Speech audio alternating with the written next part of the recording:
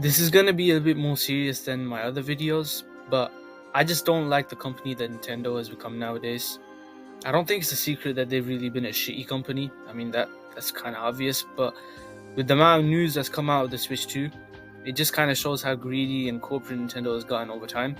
So I wanted to give my thoughts and talk about it since I was really looking forward to getting one, and it doesn't really look like that's going to be the case for me. By the way, I've never really been a Nintendo fan, like at all. I never really had a Nintendo console growing up, and this was going to be my first one until I found out the news about it, and that kind of changed my mind for me. Either way, though, let's just get into it.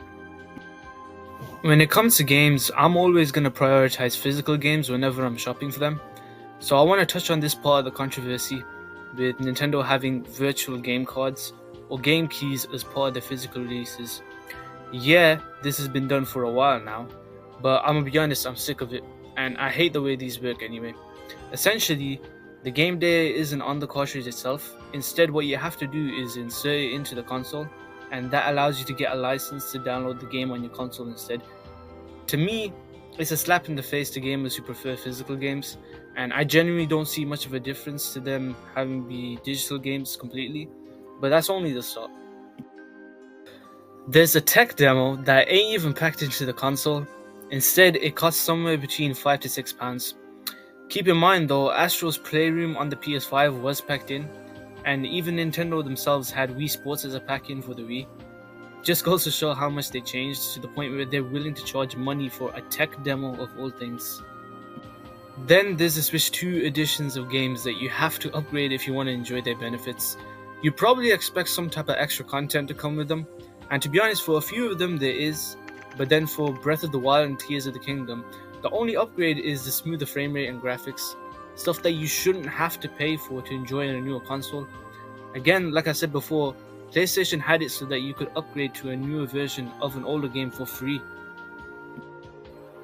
Then we get to the game chat stuff, and this is even worse.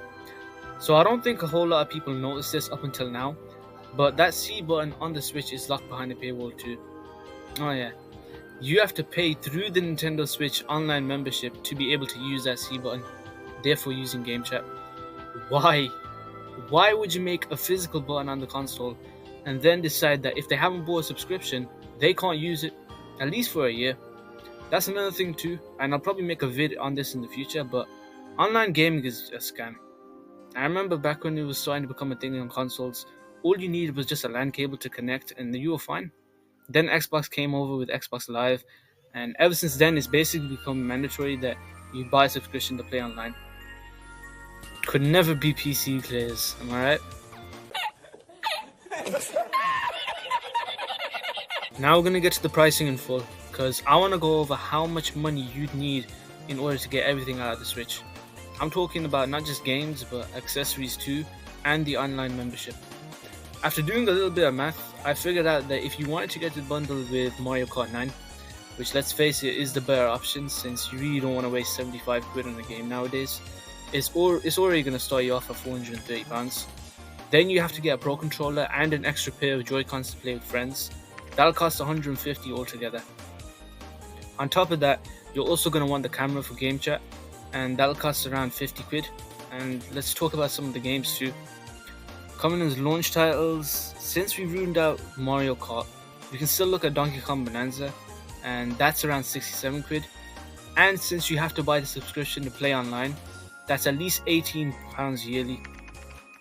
This isn't even factoring in the expansion pack if you want to play Nintendo's catalog from their past consoles, with that being £35 yearly. And if you want to play any Switch 1 games that you're planning to play on Switch 2, you're going to have to pay around £15 to £16 just to upgrade them. When you add all of this together, you've left with around £730 at least spent on this console. This is without a doubt pure greed coming from Nintendo. They've genuinely become this delusional into thinking that the general public will buy all this stuff, considering the pricing and everything. Keep in mind though, we can't even afford to live properly in this day and age, but we're expected to play 70 plus pounds for games now, compared to when they had it around 60 quid or below, not even half a decade ago. Another thing I can't believe is that there's people defending this, to be honest. with some people blaming the tariffs that the US is imposing. Even then though, I still think that Nintendo have become so greedy that the tariffs had literally nothing to do with the price. If anything, it would make the console even more expensive. Then there's fans that are just straight up justifying the pricing itself, saying that, oh, the games will be worth the prices. Look at the trailers. Look how much they're worth.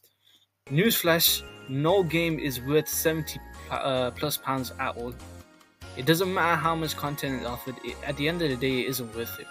Because at the end of the day, these are meant to be a luxury, something that kids can afford to ask their parents for, as well as being able to enjoy them in the process. Nowadays, when little Timmy asks his parents to buy him the new Mario Kart, what do you think is going to happen? Genuinely, no kid is going to be able to buy anything Switch 2 related. This is why you see all these Nintendo fanboys defending the console. They know the general public can't afford this, but they're willing to put themselves in debt just to be able to afford a piece of this console. I think that there's a few options that we can take for now, one of them being that we can wait. But the thing is, with Nintendo games, there really isn't a chance of them losing their price. They're almost always sold at full price, even now, so I doubt that it'll change much, to be honest with you. We can also boycott, which I think would probably happen. Like I said before though, the general public wouldn't be able to afford this, so if there's a chance that we can boycott, then Nintendo can start to change. Stuff like this did happen in the past with Nintendo, like with the 3DS. It launched way too expensive, and the price for it got cut in half, so I think that they'll feel the effects of their actions. Hell, I think that they've already started, since they've already halted pre-orders in certain countries. Either way, I think the fact that this news made everyone's hype go away post-direct goes to show how greedy Nintendo has gotten, and that they desperately need a wake-up call now. Every major game company does. Sony, Xbox, Ubisoft, etc. Let's say that this keeps up though, there's a chance that the industry could crash like it did back in the 80s. All because of how they couldn't really accommodate properly, and they just had to let their greed get in the way. Thank you all for watching through the video. Please let me know what your thoughts are on all of this, and I'll see you all in the next video. Peace.